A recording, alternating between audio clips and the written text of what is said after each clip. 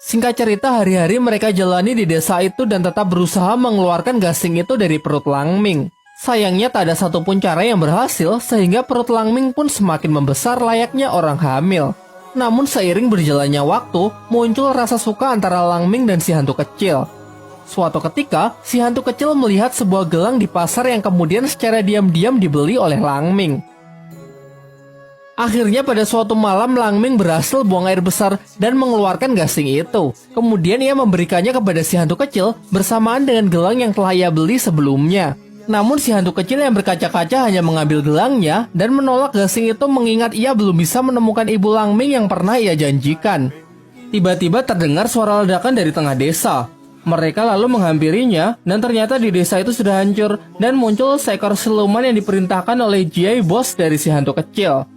Kemudian secara mengejutkan, si hantu kecil mengatakan kepada Lang Ming bahwa semua ini hanya sandiwara. Ia sebenarnya tidak mengetahui keberadaan ibunya dan semua itu ia lakukan hanya untuk membawa gasing itu kepada Jie.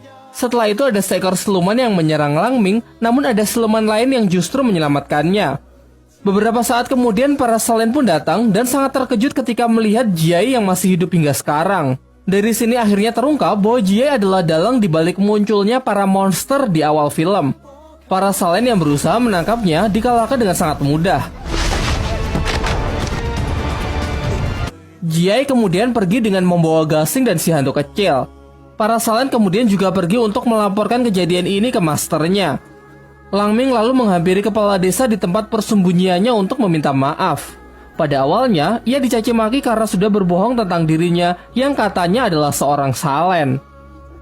Tetapi kemudian sang kepala desa bersama para warga desa lainnya malah memberinya semangat berbeda dengan warga di desanya sendiri. Lang Ming kemudian mulai berkelana untuk mencari si hantu kecil. Ia menggunakan kekuatan pendengaran tajamnya yang sudah lama tidak ia gunakan. Dari suara gela yang dipakai oleh si hantu kecil, secara akurat ia dapat mengetahui lokasinya. Sementara itu, si hantu kecil menagih janji Jie yang sebelumnya mengatakan akan mengembalikan ingatan dan kehidupan manusianya setelah ia memberikan gasing yang ia inginkan. Tetapi Jie ingkar dengan mengatakan kekuatan Zero itu hanya akan lenyap setelah kematian. Ternyata janjinya itu hanya omong kosong untuk memanfaatkan si hantu kecil. Kemudian ia juga menjelaskan kalau gasing itu berisi roh jahat kuno yang bernama Tauti. Dengan benda itu, Jie berniat membangkitkannya kembali.